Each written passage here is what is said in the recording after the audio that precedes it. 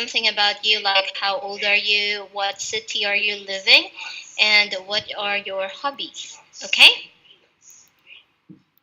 You know me. Oh, you have to do it. Come on. Okay. Just okay. I'm Zohongan. You can also call me Suzie Evans because since my Vietnamese name is very hard to pronounce, I'm now nearly 14 years old because my birthday is on the 20th of November. Yes, it will be 2 more months until my birthday. I'm living in Hanoi of Vietnam, and uh, next month, uh, exactly 28th of October, I'll be in Singapore, and I'll be living there for 4 years. My hobbies. I have many hobbies, but the main are first baking, second sewing, third reading books, and four um, it's IT. You know, like programming on the computer. That's really a lot. Okay. All right. So next one is, what do you want to or why do you want to study English, and what were your goals when you started to study English?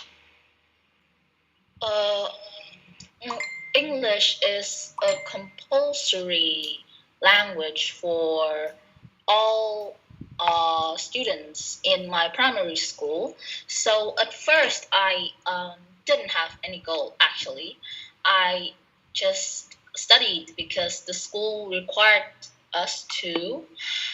Uh, because of that thinking, so I didn't learn very much from my primary years.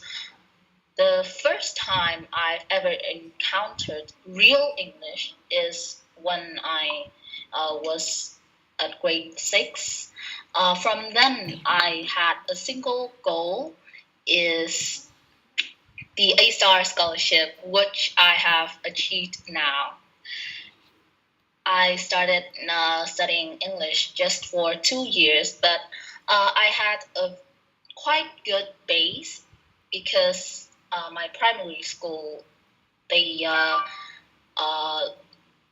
let us how can I say, they let us communicate with foreigners. So as you see, my pronunciation is good, and also the accent too.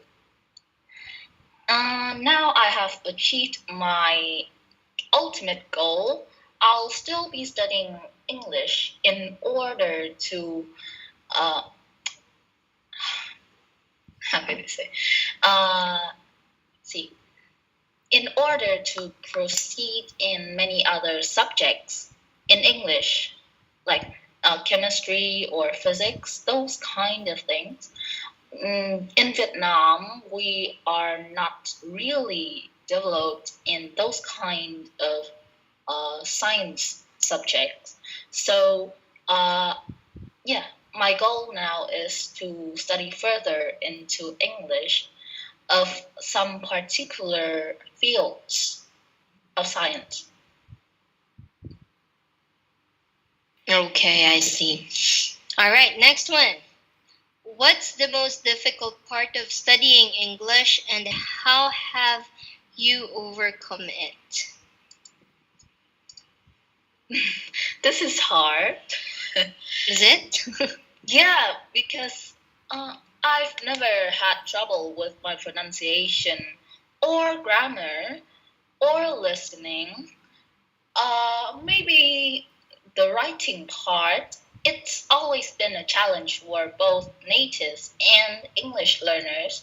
But in my opinion, I have no difficulties with English. You can say that I cannot write literature, no, technically essays, as well as most uh, most authors do. But I can compose very nice narrative essays.